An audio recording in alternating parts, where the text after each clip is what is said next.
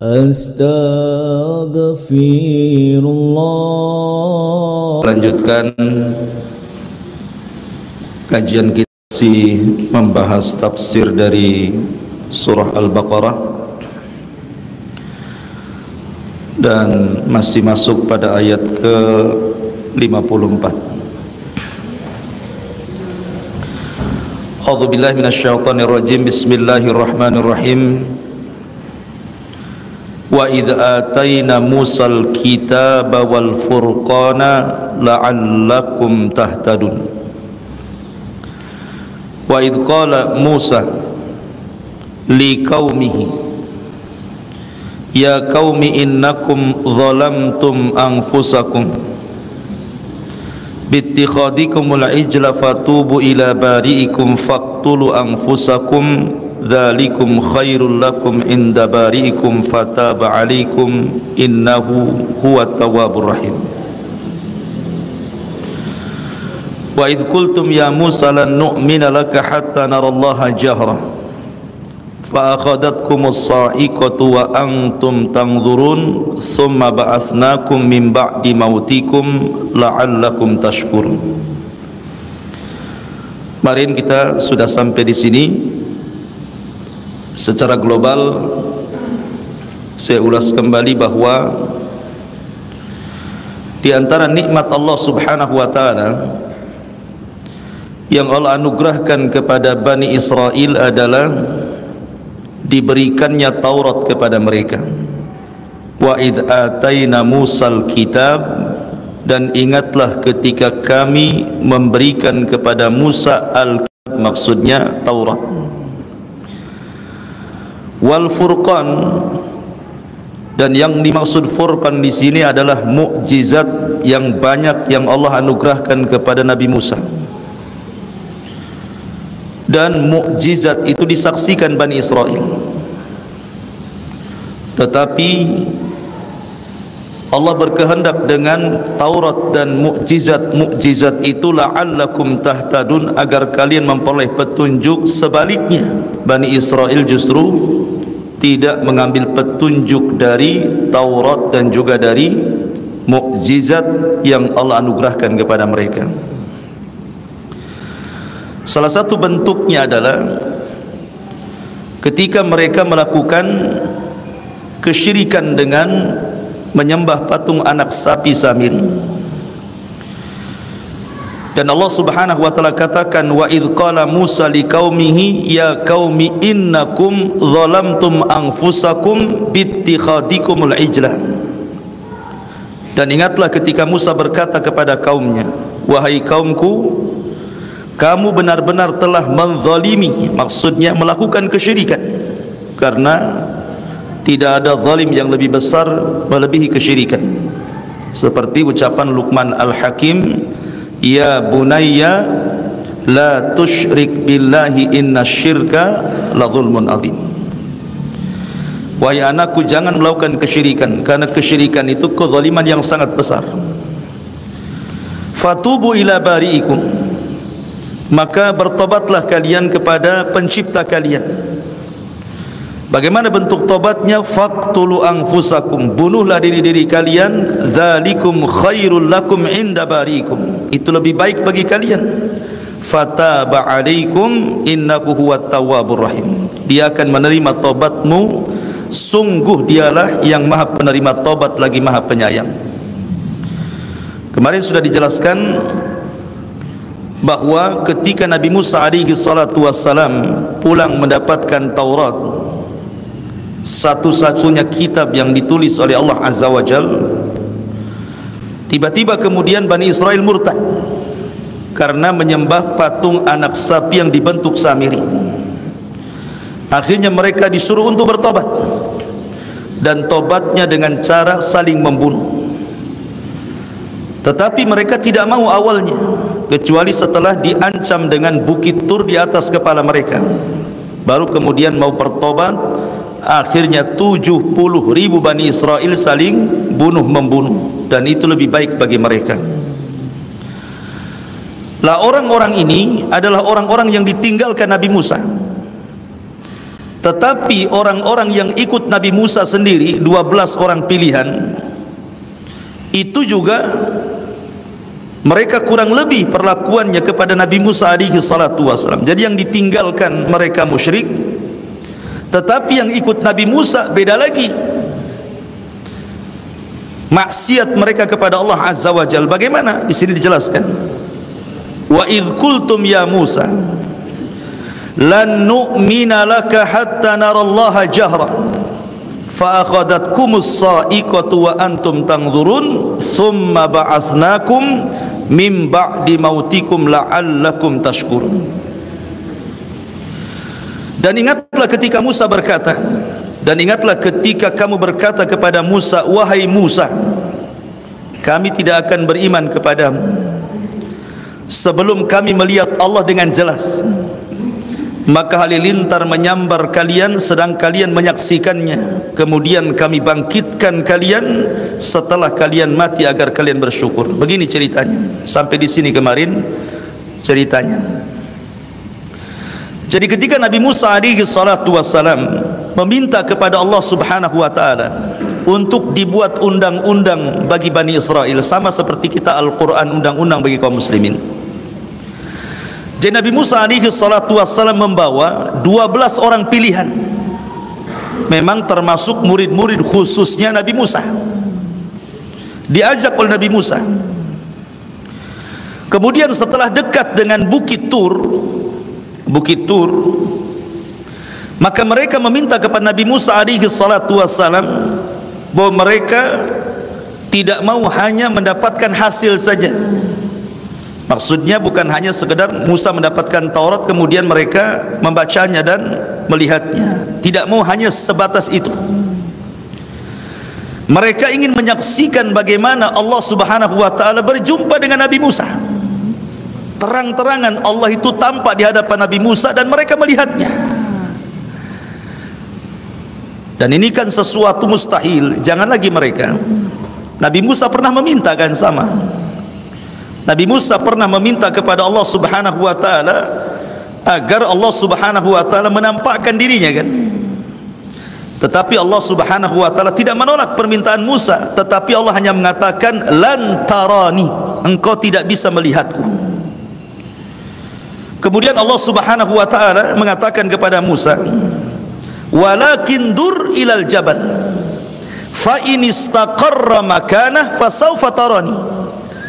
Tetapi lihatlah bukit berbatu itu wahai Musa, kalau bukit berbatu itu tidak bergoncang, tidak hancur, pasti kau akan melihat aku. Maka Allah katakan falamma tajalla rabbuka lil jabali ja'alahu dakka wa sara Musa sa'iqa. Ketika Allah Subhanahu wa taala menampakkan dirinya kepada bukit berbatu itu, tiba-tiba bukit itu hancur. Dan karena dahsyatnya kehancuran bukit itu menjadikan Musa pingsan. Setelah Musa siuman, dia mengatakan tubtu ilaika, aku bertobat kepadamu ya Rabb, wa ana awwalul muslimin, dan saya cukup taat, dan wa ana awwalul mu'minin, cukup beriman saja. Artinya Musa sendiri tidak bisa melihat Allah kan? Tidak bisa melihat Allah. Tetapi masalahnya di sini orang-orang pilihan Nabi Musa ini meminta permintaan yang sama dengan Nabi Musa. Kok mereka kemudian dihantar halilintar sampai mati, tapi Musa tidak? Apa bedanya di sini? Orang-orang ini kan meminta kepada Nabi Musa dan mengatakan, ya Musa lan nu'mina laka hatta narallaha jahra. Wahai Musa, kami tidak akan beriman dengan kenabian sampai kami melihat Allah dengan jelas. Apa yang terjadi? Fa akhadhatkumus sa'iqatu wa antum tanzurun. Allah kirim halilintar, akhirnya membunuh mereka semua. Tapi ketika Musa meminta kepada Allah, Allah tidak kirim halilintar. Apa bedanya? Bedanya kalau orang ini, orang-orang pilihan Nabi Musa ini meminta kepada Musa untuk melihat Allah dengan jelas karena mereka inat. Mereka tidak ada niat baik. Tidak ada niat baik Bani Israel untuk melihat Allah Subhanahu wa taala. Hanya ingin istihza saja, mengolok-olok Nabi Musa. Tetapi permintaan Musa alaihi salatu wassalam bukan itu. Dia hanya kecintaan dia kepada Allah Subhanahu wa taala sehingga ingin melihat Allah, hanya itu saja. Sehingga hukumannya pun berbeda. Orang-orang yang minta diperlihatkan Allah, Allah kirim halilintar sehingga membunuh mereka semuanya. Tetapi Musa tidak. Karena Musa hanya kecintaan kepada Allah Azza wa Jalla, hanya ingin melihat itu saja. Makanya Allah azab orang-orang ini dan Allah tidak mengazab Nabi Musa. Kemudian Allah katakan, "Tsumma ba'atsnakum min ba'di mautikum la'allakum tashkurun." Setelah mereka Allah binasakan dengan halilintar itu, kemudian Allah bangkitkan kembali mereka setelah kematian mereka. Dan ini kuasa Allah Subhanahu wa taala bisa menghidupkan setelah kematian. Makanya sering saya katakan dalam surah Al-Baqarah ada 5 perkara yang menunjukkan kuasa Allah Subhanahu wa taala menghidupkan dari kematian. Pertama, kisah ini. Kisah Bani Israel yang meminta diperlihatkan Allah dengan jelas, kemudian mereka dibinasakan, mereka dibunuh, kemudian dihidupkan kembali. Kemudian yang kedua, kisah Baqarah Bani Israel. Kisah sapi betina Bani Israel ketika ada seorang pejabat mati, kemudian ingin mencari siapa pembunuhnya. Kemudian mereka datang kepada Musa untuk disingkap kasusnya. Maka Musa berdoa kepada Allah, kemudian Allah perintahkan untuk menyembelih sapi betina. Tapi bukannya mereka langsung menyembelih, banyak tanya. Apa warnanya, bagaimana usianya, macam mana sapi betinanya, macam-macam mereka tanya. Hampir-hampir mereka tidak bisa melakukannya. Tapi setelah kemudian mereka berhasil melakukannya, kemudian Musa pun menyuruh menyembelih sapi betina itu, kemudian memukulkan sebagian badannya kepada orang mati, tiba-tiba hidup. Tapi hidup sesaat, hanya menunjukkan siapa pembunuhnya, kemudian mati lagi. Ini kasus kedua. Kasus ketiga, kisah Nabi Hazkiel. Itu disebutkan juga dalam surah Al-Baqarah. Alam tara ilal ladzina kharaju min diyarihim wa hum ulufun hadarul maut. Ketika Bani Israel ditimpa taun, semacam wabah, mungkin kalau sekarang corona lah ya, banyak orang mati, sampai Allah membahasakan dengan kalimat uluf. Uluf itu bukan alfun, tapi uluf itu lebih banyak daripada alf. Alf itu 1000, ini ribuan yang mati. Kemudian yang selamat, mereka keluar dari negeri yang terkena wabah itu. Padahal Nabi SAW mengatakan, apabila dalam sebuah daerah terjangkit wabah, yang di dalam jangan keluar, kan begitu ya, dan di luar jangan ke dalam. Bani Israel ini keluar mereka karena takut terkena wabah. Rupanya mereka keluar ke sebuah padang, di situ malaikat maut sudah menunggunya. Tidak mati kena taun, mati pula kena malakul maut. Akhirnya yang menyelamatkan diri itu malah mati kena malakul maut. Dari sini kata para ulama, al-hadharu la yamna'ul qadara. Menghindar dari kematian itu tidak menghalangi takdir kematian. Kan itu ya. Tidak mati dengan wabah corona, mati dengan yang lain, gitu maksudnya. Ya. Akhirnya kemudian mereka pun mati. Ketika mati bergelimpangan, datanglah Nabi Hazkiel, salah satu Nabi Bani Israel, kemudian berdoa kepada Allah agar menghidupkan mereka kembali. Dan Allah hidupkan kembali mereka. Ini kasus ketiga. Kasus keempat adalah cerita Nabi Uzair, masih dalam Al-Baqarah, di mana Allah Subhanahu wa taala menceritakan dengan detail kisah Nabi Uzair yang diwafatkan 1 abad itu. Ketika dia lewat ke sebuah daerah, konon katanya Baitul Maqdis yang dihancurkan, Bukhtun Nasr. Orang-orang Yahudi dihinakan, sebagai dibantai, sebagai jadikan budak, dan kotanya dihancurkan, Palestina. Kemudian Uzair datang melihat-lihat gitu kan, kota yang hancur itu. Kemudian dalam hatinya mengatakan, kaifah yuhyi hadhillahu ba'da mautiha. Macam mana Allah akan mengembalikan kota yang hancur ini? Akhirnya kemudian Uzair pun ditidurkan 100 tahun 1 abad. Yang ingin saya ceritakan, Uzair itu membawa makanan dan juga menunggang keledai. Keledainya ditambatkan, makanannya ditaruh di sebelahnya. Ketika 1 abad dia bangun, makanannya tidak berubah sama sekali, lam yatasannah, tidak berubah. keledainya yang mati, tinggal tulang-tulangnya saja. Kemudian Allah Subhanahu wa taala ingin menunjukkan bagaimana Allah mampu menghidupkan setelah kematian. Maka Allah rangkai lagi tulang bululang keledai itu, kemudian datang dagingnya entah dari mana, datang kulitnya nempel lagi, tiba-tiba dihidupkan dan bersuara seolah-olah kiamat mau bangkit. Artinya apa? Kecil bagi Allah menghidupkan sebuah kota yang hancur. Allah saja mampu menghidupkan keledai setelah kematiannya. Akhirnya Uzair pun melihat kuasa Allah. Setelah kemudian dia melihat kota yang sebelumnya mati, tiba-tiba hidup kota itu, ramai lagi. Dan itu menunjukkan ala kulli syai'in qadir, Allah itu atas segala sesuatu mampu. Jadi keledai dari kematian bisa dihidupkan oleh Allah. Kemudian kisah yang terakhir, yang kelima, kisah Ibrahim ketika disuruh menyembelih 5 ekor burung. Kemudian masing-masing bagian burung diletakkan di gunung-gunung. Kemudian Allah mengatakan summad'uhunna ya'tinaka sa'ya. Panggil burung-burung itu, maka mereka akan merangkai kembali dan tidak tertukar, dan mereka akan datang kepadamu. Dari 5 kisah kematian kemudian dihidupkan kembali ini juga ada faedah bahwa Allah Subhanahu wa taala mampu membangkitkan manusia pada hari kiamat. Di dunia saja Allah bisa membangkitkan orang mati, apalagi nanti ketika tiupan sangkakala kedua Israfil yang disebut dengan yaumul ba'thi wan nusyur, hari kebangkitan. Allah lebih mudah menciptakan kedua kalinya dibandingkan menciptakan pertama kalinya. Baik, di sini Allah Subhanahu wa taala ceritakan summa ba'atsnakum mim ba'di mautikum la'allakum tashkurun. Kemudian kami bangkitkan kembali kalian agar kalian bersyukur. Bersyukurkah mereka? Rupanya tidak. Degilnya Bani Israel itu sudah jelas-jelas dimatikan, dihidupkan kembali ya. Bukannya malah bertobat, makin israr terus menerus di dalam kekufuran. Ma'asyiral muslimin yang dimuliakan Allah Azza wa Jalla. Kemudian Allah mengatakan kisah lain, wa dhallalna 'alaikumul ghamama wa anzalna 'alaikumul manna wassalwa kulu min thayyibati ma razaqnakum wa ma zalamuna walakin kanu anfusahum yadhlimun. Dan kami menaungi kamu dengan awan, dan kami menurunkan kepadamu manna dan salwa.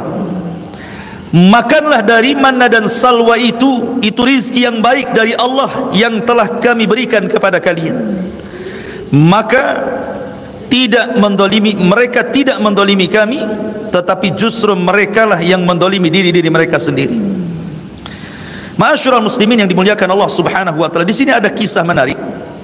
Jadi kisah ini adalah kisah daripada Yusha ibn Nun. Jadi kisah ini kisah Yusha ibn Nun. Tapi sebelumnya, sebelum saya masuk kepada kisah Yusha ibn Nun ini, jadi Bani Israel ini mereka berhasil diseberangkan oleh Musa dari kejaran Firaun. Kemudian mereka sudah mendekati Palestina. Artinya mereka itu sudah dekat dengan Baitul Maqdis, tetapi terhalang oleh sebuah kota namanya Arihah. Kota tertua di dunia namanya Arihah. Lah Arihah ini dikuasai oleh orang-orang Amalikoh. Orang-orang Amalikoh ini orang keturunan dari kaum Ad. Orangnya besar-besar. Kaum Ad kan ma'ruf ya. Kaum Ad, kaum Samud itu kan orangnya besar-besar. Dan pemimpinnya namanya Uwaj ibn Unuk. Uwaj ibn Unuk, raksasa ya, besar badannya. Jadi kaum Amalikoh itu besar-besar karena mereka keturunan kaum Ad, orang Arab. Dari sini kita menunjukkan bahwa sebenarnya Palestina ini kalau mengurut kepada sejarah, orang yang pertama menduduki Palestina itu bangsa Arab, bukan orang Yahudi. Jadi kalau sekarang orang-orang Yahudi kemudian hendak mencaplok Palestina, kemudian mereka hendak membuat Palestina itu jadikan kota mereka, Baitul Maqdis mau dijadikan ibu kota rayanya orang-orang Israel, itu tidak benar. Mereka itu menjajah, tapi mereka memutarkan sejarah seolah-olah mereka pemilik Palestina dan Baitul Maqdis. Tidak. Yang pertama kali menempati Palestina itu orang-orang Amalikoh. Orang Amalika itu turunan Ad dan mereka orang Arab. Jadi orang Arab yang berhak dengan tanah Palestina. Ya. Lah Musa ini harus menghadapi mereka. Ini kan orang yang raksasa-raksasa nih, besar-besar orangnya, keturunan Ad. Lah di situ melihat pasukan Musa banyak juga, orang-orang Amalika, orang-orang Jababirah ini ya sedikit ciut juga sebenarnya. Sama-sama takut gitu. Jadi orang Amalika juga takut sama Musa dan Bani Israel pun takut sama mereka. Ya. Jadi di tengah-tengah orang Amalika ini ada orang yang mustajabud doa. Kalau berdoa mustajab doanya. Karena menguasai Ismul A'zam, menguasai nama-nama Allah Subhanahu wa taala yang sangat agung. Dalam Islam itu ada juga Ismul A'zam. Ada yang mengatakan Ismul A'zam itu Al-Hayyu Al-Qayyum.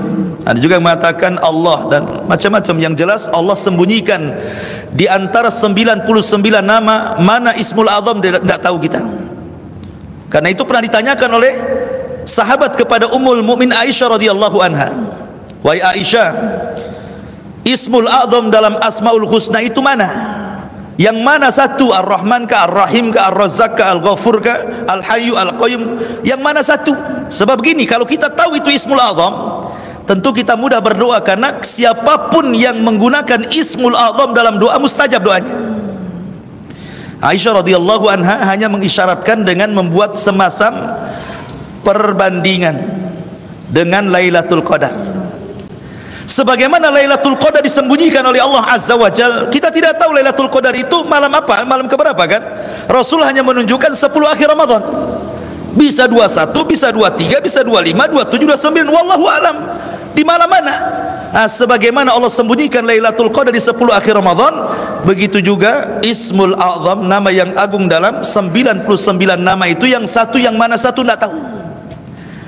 Makanya kalau ingin berdoa dan ingin bertepatan dengan Ismul A'zam, ya baca aja semua Asmaul Husna. Nanti akan kena juga kan gitu ya. Jadi ada seorang laki-laki di tengah-tengah Amalika ini, namanya Bal'am ibn Ba'urah. Bal'am ibn Ba'urah, orang alim.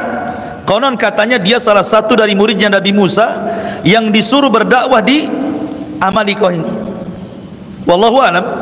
Yang jelas ini kisah Israeliat. Akhirnya kemudian orang-orang Amalika ini datang kepada Bal'am ibn Ba'urah dan mengatakan, ya Bal'am, Musa sudah sampai di Bukit Husban. Bukit Husban itu kan terbentang lebar gitu ya, artinya sudah dekat dengan kita. Jangan-jangan Musa akan datang kemari menyerbu kita, mengeluarkan kita dari sini. Engkau kan seorang alim, penguasa Ismul A'zam, berdoalah kejelekan kepada Musa dan kaumnya. Akhirnya kemudian Bal'am ibn Ba'urah tidak mau dan mengatakan, celaka kalian, dia Nabi Allah, tidak mungkin saya berdoa keburukan kepada Nabi Allah. Tapi karena kemudian didesak, dikasih harta, dikasih jabatan, dikasih dunia, lama-lama ciut. Lihat bagaimana fitnah dunia. Terkadang orang yang istiqomah bisa berubah. Fitnah dunia ini ngeri gitu ya. Ustadz, kiai, tokoh agama ini kalau sudah masuk urusan politik dunia, sebentar saja itu hilang agamanya ya. Jadi Bal'am ibn Ba'urah akhirnya mau, kemudian mendoakan kejelekan kepada Musa, tapi doanya selalu kepeleset, tidak bisa. Yang didoakan Musa, bukan orang lain, Nabi Allah, ulul azmi, seorang Rasul kalimullah. Macam mana didoakan keburukan? Akhirnya Bal'am merasa tidak dikabulkan doanya, dia pun mengatakan, khasirtu dunya wal akhirah, aduh aku sudah rugi dunia, rugi akhirat katanya. Jadi rugi dua-duanya gitu ya, karena sudah gak mempan lagi doanya. Makanya kisah Bal'am ini, ma'asyiral muslimin yang dimuliakan Allah Subhanahu wa taala, dijelaskan di dalam Al-Qur'an kan, bagaimana Bal'am ini dikatakan fansalakha minha fakana minal ghawin. Maka Bal'am tiba-tiba insalah. Insalah itu seperti ular kalau mau ganti kulit, kulitnya ditinggal, badannya pergi. Itu insalah namanya. Jadi imannya ditanggalkan, takwanya ditanggalkan, ilmunya ditanggalkan, jadi orang jahat. Bal'am bin Ba'urah itu. Bahkan Allah mengatakan fa'atba'ahu syaitan. Fa'atba'ahu syaitan, setan yang ikut dia, bukan dia ikut setan, si Bal'am ini ya. Akhirnya karena tidak bisa, akhirnya Bal'am pun membuat siasat dengan cara meminta kepada gadis-gadis Amalikoh untuk pergi pura-pura berniaga ke pasukan Musa, ke tenda-tenda Musa, cari orang pilihan Musa, suruh berzina, satu saja sudah cukup. Akhirnya kemudian Diutuslah wanita-wanita cantik itu, pura-pura jualan ini, jual makanan ke pasukan Musa. Rupanya salah satu orang pilihan Musa tergoda dengan wanita Amalikoh, berzinah pula dia di situ. Akhirnya dengan berzinah itulah Bal'am berhasil menghancurkan Musa dan Bani Israel. Dikirimlah azab kepada Bani Israel. Dikirim azab kepada Bani Israel. Apa azabnya? Yatihuna fil ardi arba'ina sanatan.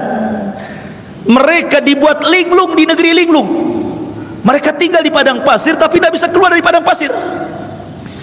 Jadi kalau kita ini di Batam nih, mau ke Tanjung Pinang itu putar-putar di Batam aja, nggak sampai-sampai ke Tanjung Pinang, muter-muter di situ saja. Itu namanya tih, namanya ardut tih.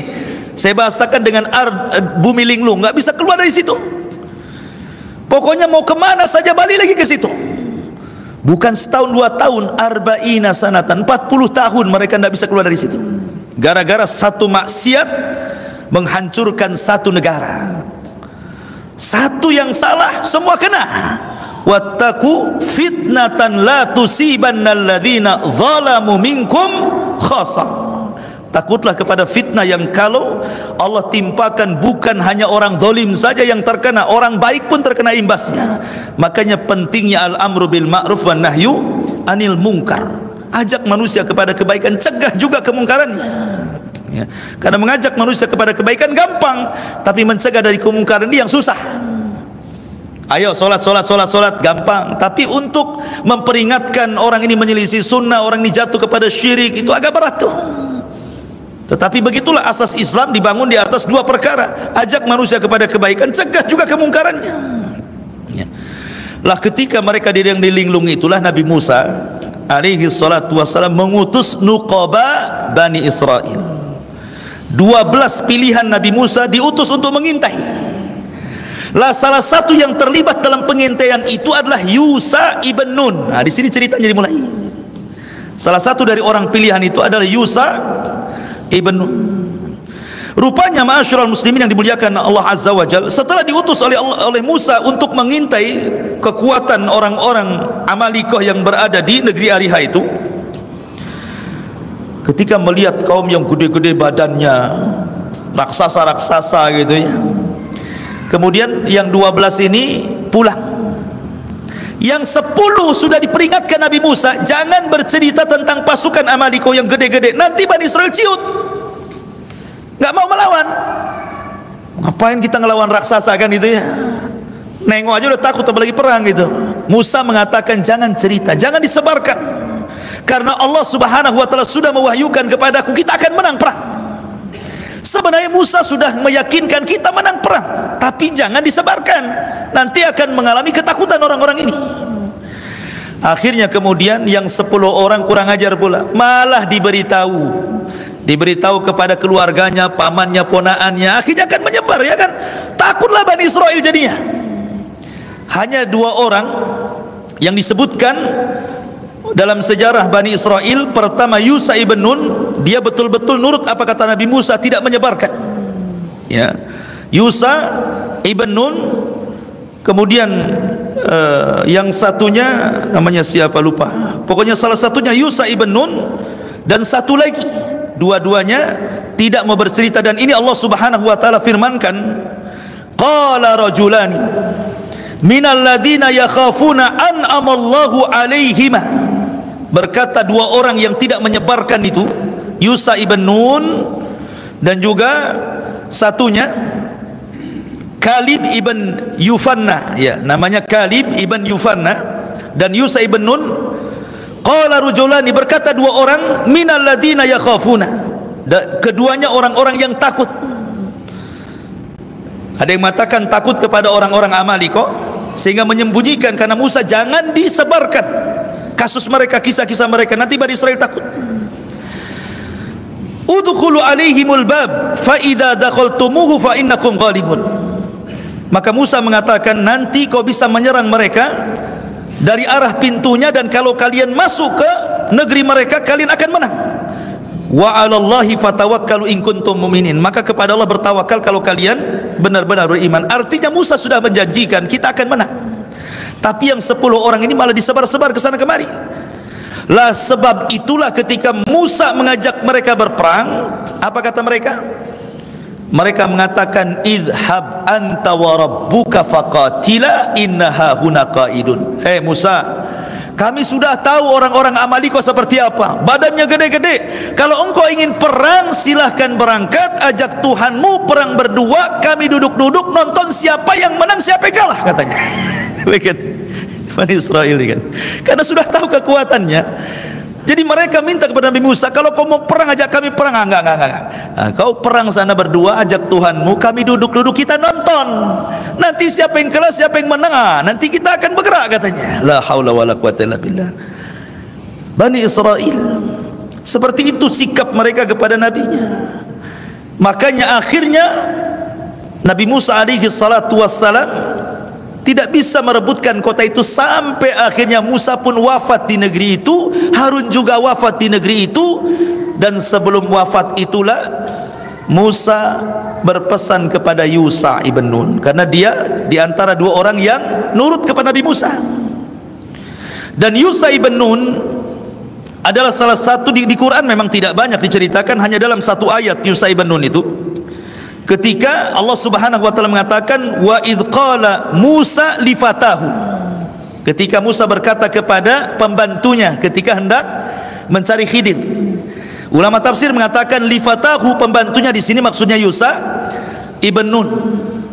Adapun nasabnya ada yang mengatakan Yusha ibn Nun ibn Ifraim ibn Yusuf ibn Yaqub ibn Ishaq ibn Khalil ibn Ibrahim, Khalilullah Ibrahim alaihi salatu wassalam. Jadi dia Yusha, putra Nun, putra Ifraim, putra Nabi Yusuf, putra Yaqub, putra Ishaq, putra Khalilullah Ibrahim. Ini satu riwayat. Ada yang mengatakan dia adalah anak saudari daripada Nabi Musa. Jadi dia yang diwasiati oleh Musa sepeninggalnya serbu orang-orang Amaliko itu, bunuh raja-rajanya. Makanya kemudian yang berhasil membukakan Palestina itu, Baitul Maqdis, adalah Yusha ibn Nun, bukan Nabi Musa, karena Musa sudah meninggal di Arduti. Lah ayat yang kita ceritakan ini, wa dhallalna 'alaikumul ghamama wa anzalna 'alaikumul manna wassalwa, ini cerita ketika mereka berada di negeri linglung, ketika mereka diazab tidak bisa keluar dari negeri linglung itu. Bayangkan padang pasir, ikhwan. Padang pasir itu tidak ada satu tumbuhan hidup, burung pun tidak ada lewat di situ, kemudian air pun tidak ada, apa yang dimakan, apa yang diminum.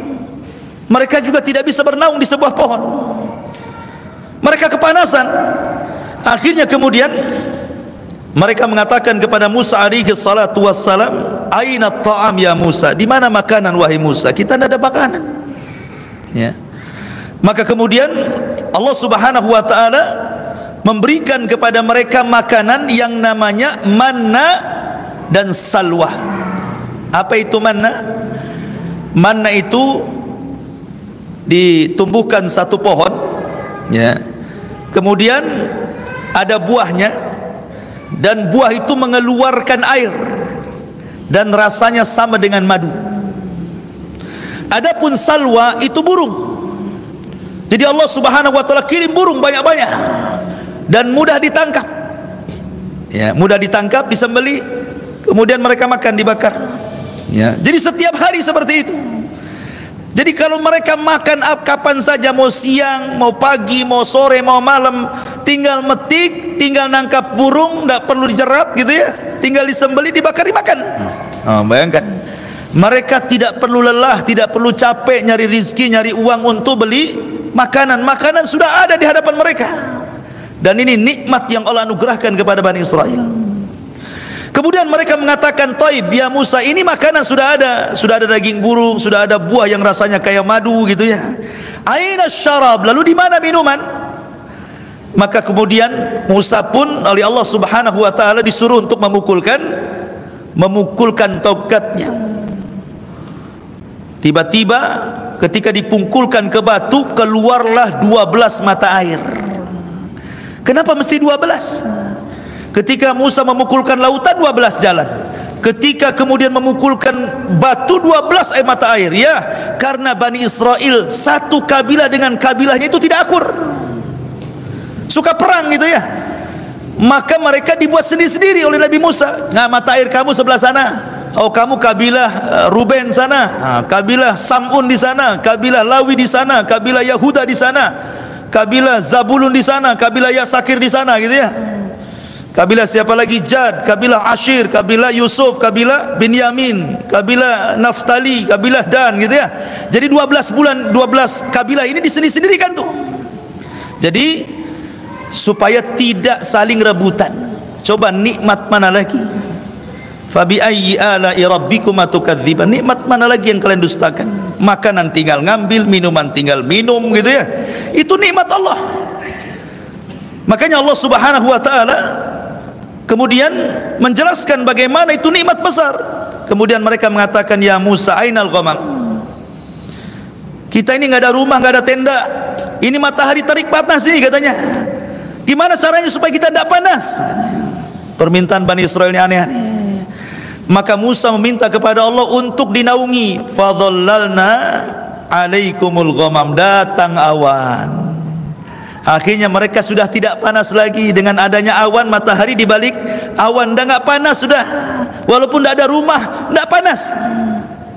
Sudah dikasih makan, dikasih minuman, dikasih naungan, mereka masih tanya, aina saub, di mana pakaian kami? Pakai ini aja katanya. Subhanallah, Bani Israel minta semua sama Nabi Musa, diberi. Akhirnya turun pakaian itu tidak pernah usang, tidak pernah robek. Ya, kalau kecil besar sendiri. Pokoknya nikmat luar biasa ya, yang Allah Subhanahu wa taala anugerahkan kepada mereka. Wa dhallalna 'alaikumul ghamama wa anzalna 'alaikumul manna wassalwa kulu min thayyibati ma razaqnakum. Makan, ini makanan baik kami rizkikan kepada kalian. Wa ma dhalamuna walakin kanu anfusahum yadhlimun. Mereka tidak mendolimi kami, tetapi mereka sedang mendolimi diri mereka sendiri. Bagaimana mereka mendolimi dengan nikmat Allah? Nanti ada kisahnya. Mereka bosan makan ini terus. Mereka minta yang lain, kalau bisa sayur-sayuran, bawang-bawangan, nanti ada ceritanya. Tetapi yang jelas bahwa nikmat Allah berikan kepada mereka, tapi mereka kaum yang suka mendolimi diri mereka, tidak bersyukur akan nikmat Allah Azza wa Jalla. Kemudian Allah Subhanahu wa taala berkisah dengan yang lain. Wa idh qulna dkhulu hadhil qaryah. Ini kita masuk kepada kisah Yusha ibn Nun tadi. Wa idh qulna dkhulu hadhil qaryah fakulu minha haitsu syi'tum ragada wadkhulul baba sujjadan wa qulu hittatun naghfir lakum khatayakum wa sanazidul muhsinin. Dan ingatlah ketika kami berfirman, masuklah ke negeri ini, maksudnya Baitul Maqdis, maka makanlah dengan nikmat dari berbagai macam makanan yang ada di sana sesukamu, dan masukilah pintu gerbangnya sambil membungkuk, dan katakanlah, bebaskanlah kami dari dosa-dosa kami, niscaya kami ampuni kesalahan kalian, dan kami akan menambah karunia bagi orang-orang yang berbuat baik. Jadi ketika Musa sudah wafat, Harun sudah wafat, kemudian Musa mewasiatkan kepada Yusha ibn Nun agar memimpin Bani Israel, dan generasi pengecut sudah mati, datang generasi pemberani. Generasi pemberani datang. Maka Yusha ibn Nun kemudian menggerakkan pasukan untuk menggempur Ariha, karena itu syaratnya supaya Baitul Maqdis dikuasai. Maka kemudian ketika Yusha ibn Nun memimpin pasukan melawan orang-orang Amalika, penguasa Ariha yang dipimpin oleh Uwaz ibn Unuk, itu berhasil. Masalahnya peperangan sengit itu terjadi di hari Jumat. Peperangan sengit itu terjadi di hari Jumat, sementara waktu sudah mendekati terbenamnya matahari. Bagi orang-orang Bani Israel, khususnya orang-orang Yahudi, hari Sabtu itu hari sakral, tidak boleh ada perang. Siapa yang perang terkena azab nantinya. Jadi mereka menjadikan hari Sabtu sakral. Maka Yahudi itu mereka memuliakan hari Sabtu, Nasrani hari Ahad, Muslim hari Jumat, harinya masing-masing. Tetapi yang memilih hari Sabtu mereka sendiri, Orang Yahudi memilih sendiri hari Sabtu, orang Nasrani memilih sendiri hari Ahad, orang Islam tidak memilih, Allah yang pilihkan hari Jumat. Karunia dari Allah Azza wa Jalla kita punya hari Jumat. Dan hari Jumat itu hari mulia, bukan hari serem, apalagi Jumat Kliwon.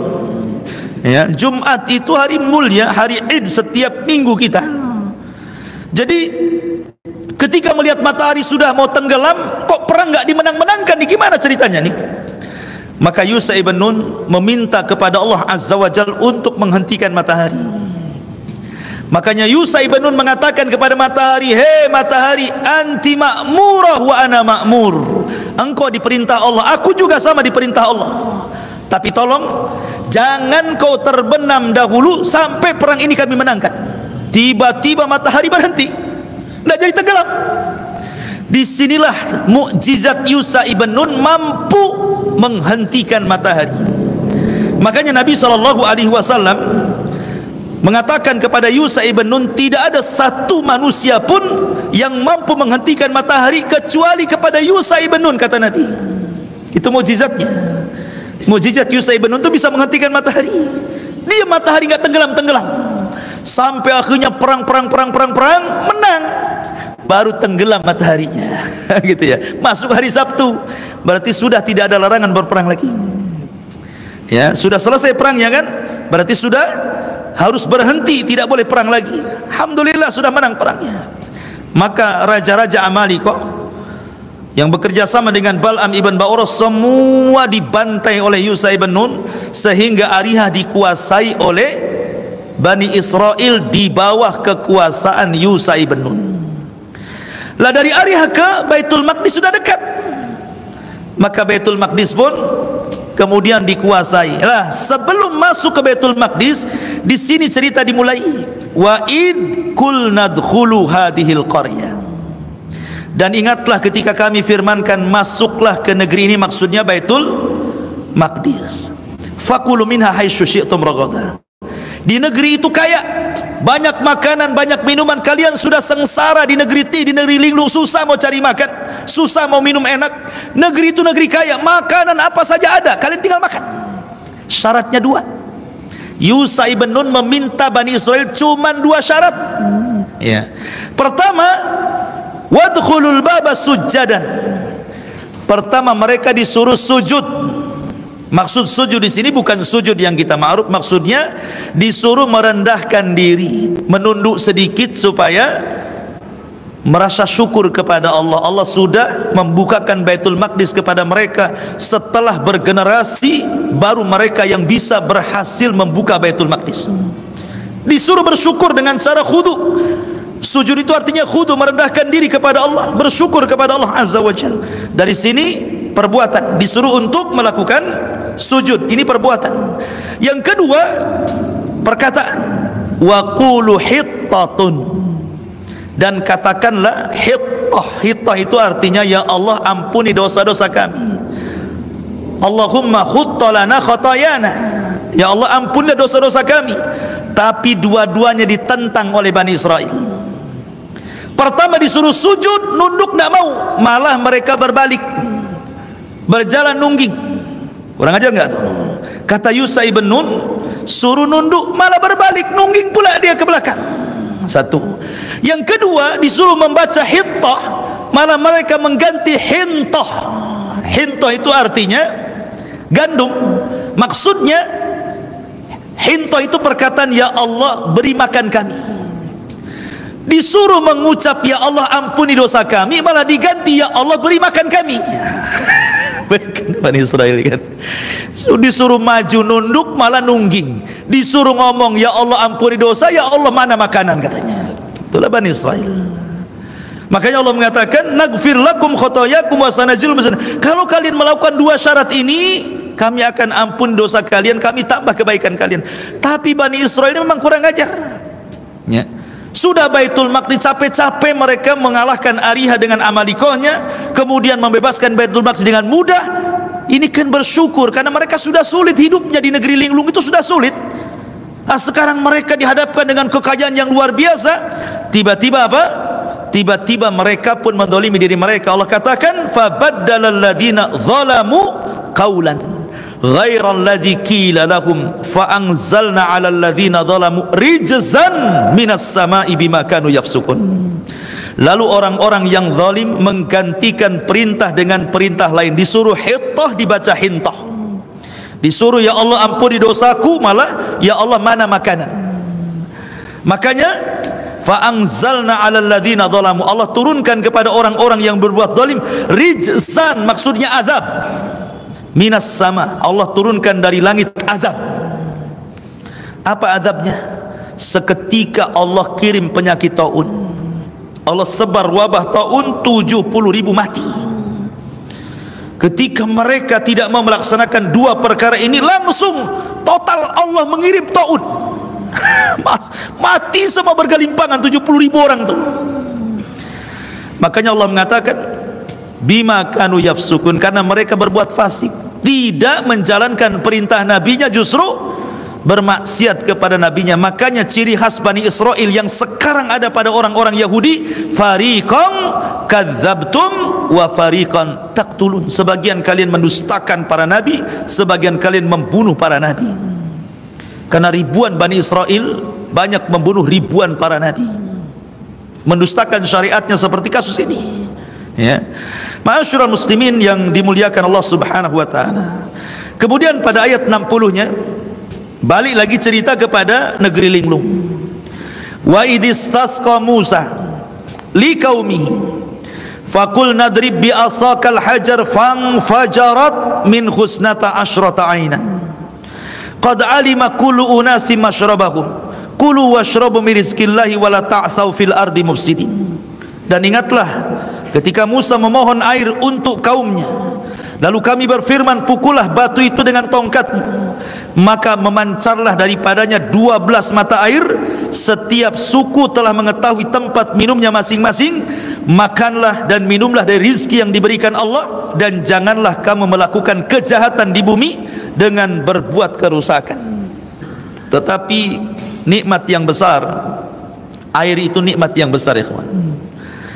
Wa ja'alna al-ma' kulla syai'in hayyin, kami jadikan air itu segala sesuatu kan bisa hidup. Tidak ada nikmat melebihi air. Jadi Allah Subhanahu wa taala ketika menciptakan, kalau sedikit saya cerita tauhidnya, ada namanya tauhid rububiyah. Salah satu makna rububiyah adalah Allah al-Khaliq, Allah itu pencipta.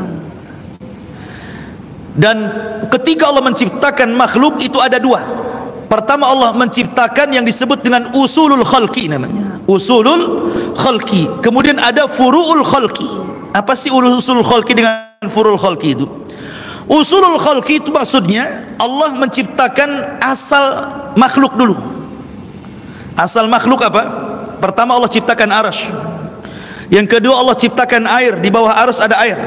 Kemudian yang ketiga Allah Subhanahu wa taala ciptakan setelah ini kolam, lauhil mahfud. Kemudian setelah itu Allah ciptakan apa namanya, an-nar, api. Kemudian setelah itu Allah ciptakan nur, cahaya. Ini namanya usulul khalqi, namanya usulul khalqi. Inilah, dari sinilah tercipta segalanya. Ya, ada yang Allah ciptakan kun fayakun, jadi maka jadilah. Aras kun fayakun, jadi maka jadilah. Air kun fayakun, jadi maka jadilah. Kemudian kolam, kemudian lauhil mahfuz juga sama. Kemudian api, kemudian cahaya, kun fayakun. Ada juga yang Allah ciptakan makhluk dari makhluk yang Allah ciptakan. Itu namanya furul khalqi namanya. Ya, Allah menciptakan makhluk dari makhluk ini Allah ciptakan lagi. Seperti malaikat tercipta dari apa? Dari cahaya. Dan cahaya usulul khalqi.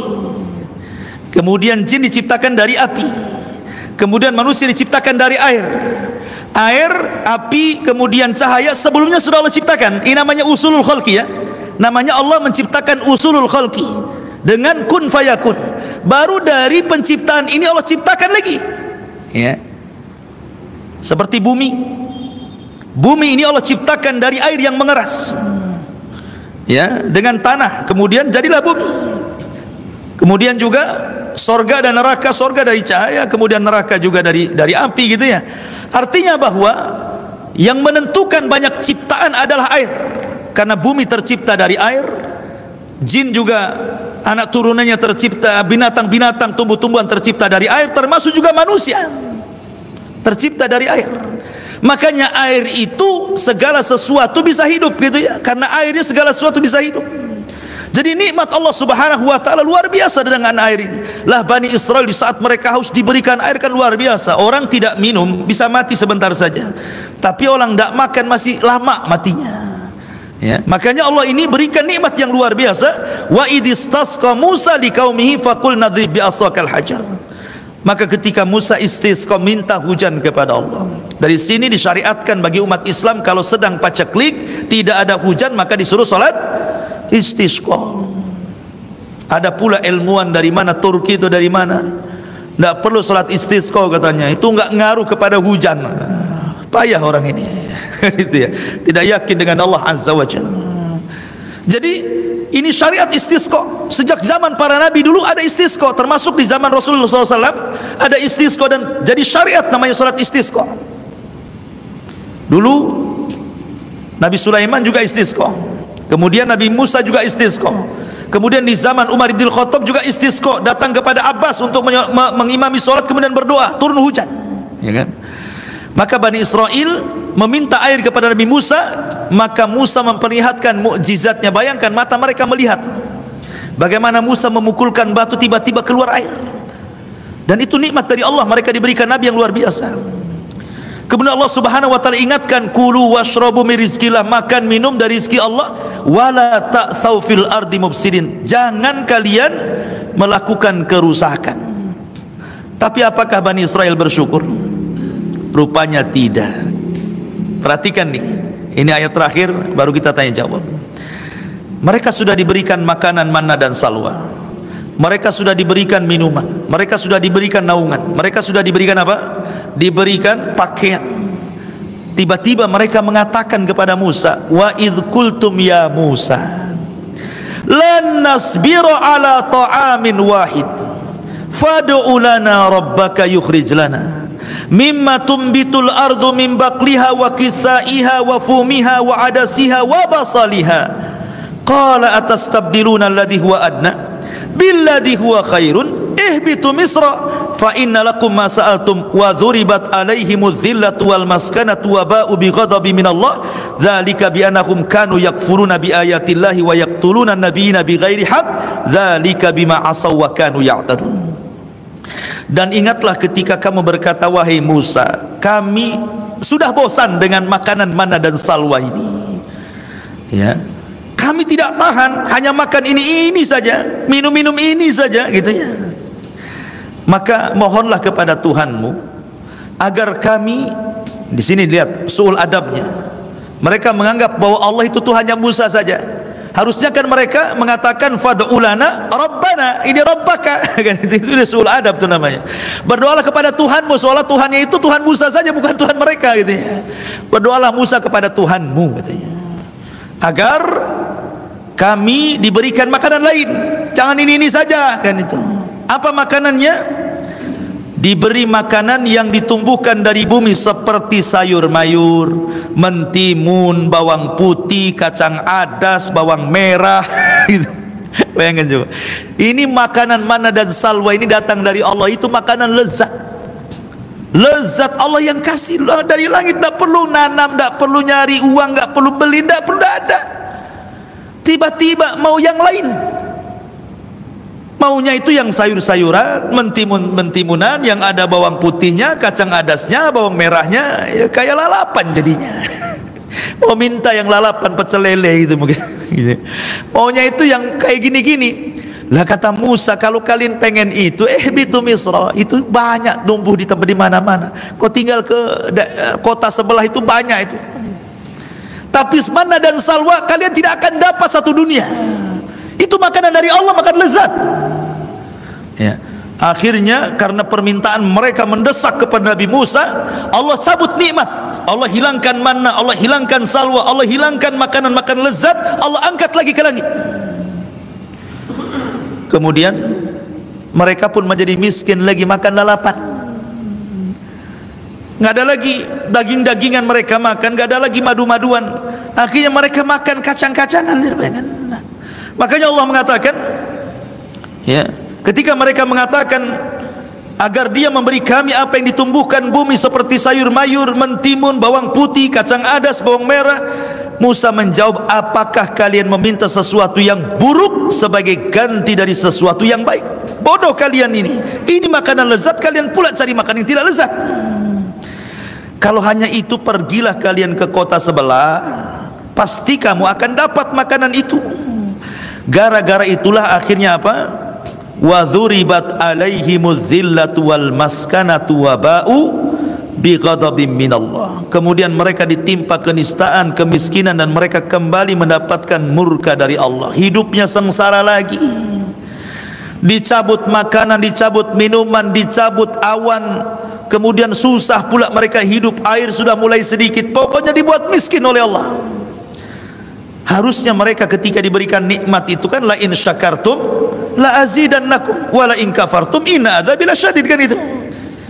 Dan ini kaidah umum, siapapun antum diberikan nikmat bersyukur, Allah tambah. Antum punya istri satu bersyukur, nanti Allah tambah, kan itu. Kalau kufur dengan yang satu nggak akan ditambah. Artinya bahwa nikmat apapun kalau kita bersyukur pasti Allah tambah. Tapi kalau kalian kufur seperti Bani Israel ini, ya tunggu saja, azab Allah akan menimpa mereka, waba'u bi ghadabim minallah, dan mereka mendapatkan murka. Sampai hari ini Yahudi itu dimurkai Allah, sehingga Allah senantiasa menyuruh kita membaca ghairil maghdubi alaihim waladhdallin. Tetap maghdub sampai hari ini kita menyebut ghairul maghdub. Siapa maghdub itu? Yahudi. Ya Allah, janganlah seperti orang-orang yang dimurkai. Waba'u bi ghadabi minallah. Siapa mereka? Yahudi. Mereka senantiasa dimurkai sampai hari ini oleh Allah Subhanahu wa taala. Dzalika bima asaw wa kanu ya'tadun. Yang demikian itu karena mereka durhaka dan melampaui batas. Wallahu a'lam. Ini di antara sedikit kisah Bani Israel. Baik, masih ada waktu, silakan ya bertanya.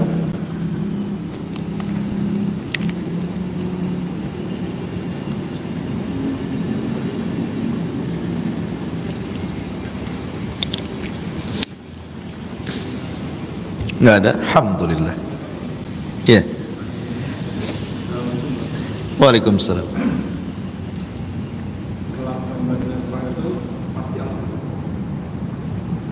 Dia dihidupkan kembali, dia akan menjadi durhaka, pasti Allah. Kira-kira maksudnya cerita itu kita tahu, nah, pasti Allah tahu kan. Yang kedua, karena banyak dari dulu lah seksi benar. Karena ada yang aliran di Malaysia juga, ada sebagian dulu di Jakarta di PLN. Mereka tuh sudah hilang hijab sehingga mereka tahu apa mereka tidak aktif. Ya, ahsan. Ya, alhamdulillah, Allah Maha tahu. Salah satu keimanan kita dengan qada wal qadar, termasuk arkan al qada wal qadar namanya, rukun kita beriman kepada takdir. Pertama, Allah itu alim, mengetahui.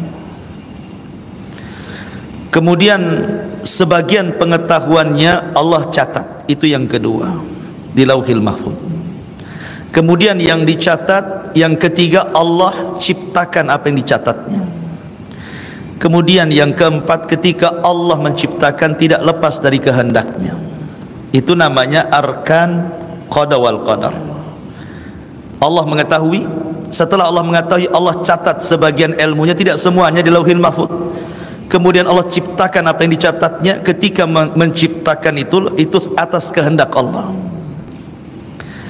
Allah Maha tahu yang telah, yang sedang, dan yang akan datang.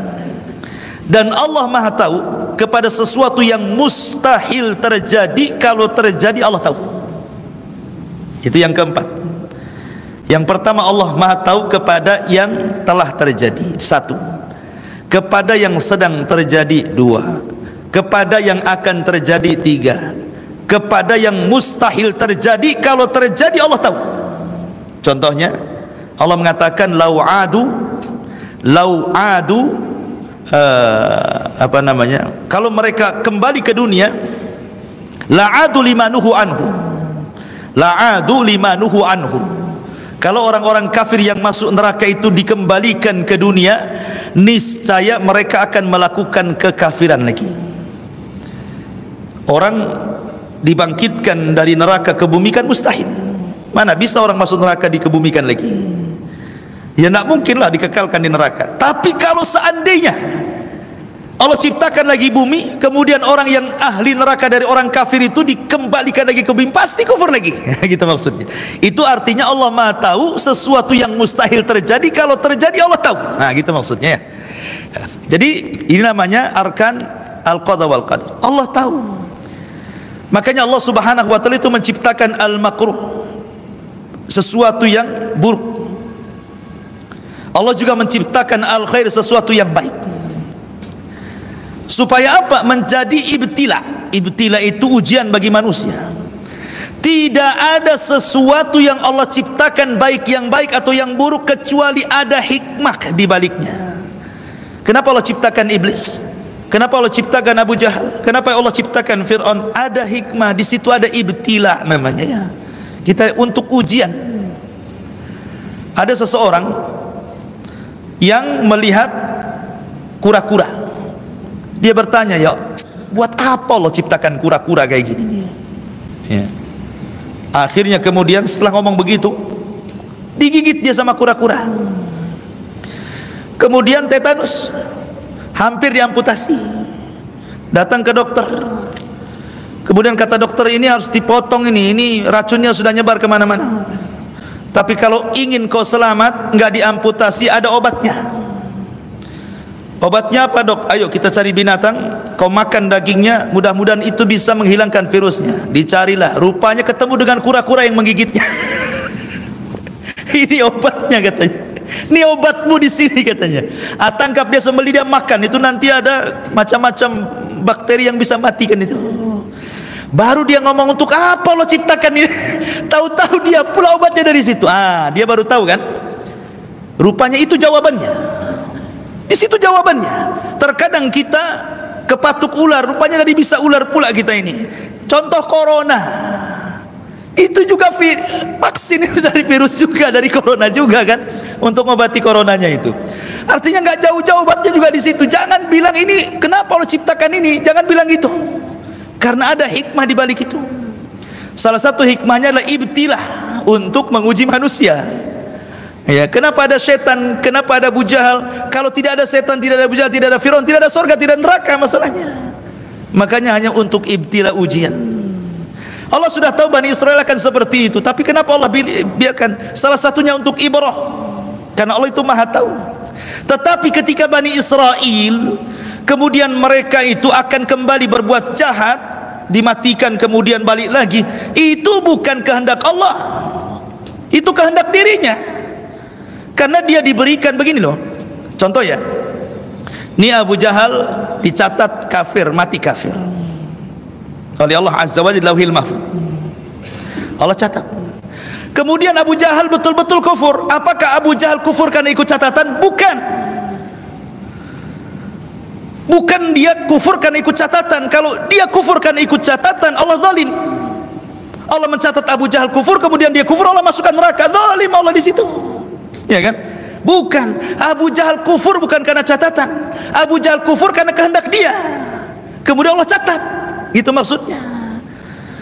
Ya. Maka harus dipahami. Sebab kalau seandainya orang mengatakan bahwa dia kufur karena Allah sudah mencatat, seperti orang bapaknya LGBT, kapan lu tobat? Ya kan? Ini sudah takdir saya. Takdir saya enak saja. Nah, itu ngikut catatan namanya. Enggak. Kalau begitu Allah zalim jadinya kan? Dicatat suruh kafir, kemudian kafir masuk neraka. Enggak. Ingat bahwa salah satu rukun takdir saya ceritakan adalah adanya masyiah, kehendak. Manusia punya kehendak, Allah punya kehendak. Walaupun kehendak manusia tetap di bawah kehendak Allah, tapi manusia diberikan ikhtiar. Diberikan mata, diberikan telinga, diberikan otak, diberikan tangan, diberikan kaki. Kemudian Allah mengatakan wahadainahun najdain. Kami berikan kau dua pilihan. Ini masuk surga, ini masuk neraka. Kita bisa memilihnya kok. Kalau seandainya semua orang ikut catatan, kenapa nggak masuk surga semua, nggak masuk neraka semua? Ya. Jadi kita ini punya pilihan. Sebagaimana di hadapan kita ada air, ada api. Coba kau pegang. Pasti semua megang api. Nggak mungkin megang air. Karena apa? Kehendak kita nggak mau ini panas kan gitu ya. Itu kalau nampak nerakanya. Nah karena neraka nggak nampak, surga nggak nampak, ya milih neraka orang nggak ada kan itu. Intinya bahwa Allah sudah tahu Bani Israel seperti itu. Tapi ketika mereka sesat bukan karena Allah yang hendak sesat, menyesatkan mereka, tidak. Jangan seperti perkataan iblis, fabima agwaitani, karena engkau sudah menyesatkan aku. Siapa yang menyesatkan iblis? Dia sendiri yang mau sesat kok, malah menyalahkan Allah. Dia sendiri yang milih sesat. Nah, itu nanti kalau orang seperti itu kayak iblis itu tadi ya. Makanya Bani Israel tersesat seperti ya karena kehendak mereka sendiri. Mereka sudah diturunkan Taurat, mata mereka melihat mukjizat, kok masih seperti itu.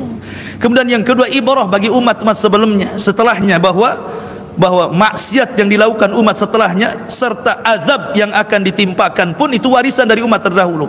Adapun tadi, kenapa sekarang orang-orang banyak yang meminta melihat Allah? Bahkan di Batam ada orang bayar 500.000 bisa melihat Allah dengan lihat jolang ada airnya, masukkan ke ruangan, nanti di situ zikir apa-apa, nanti nampak Allah di situ katanya.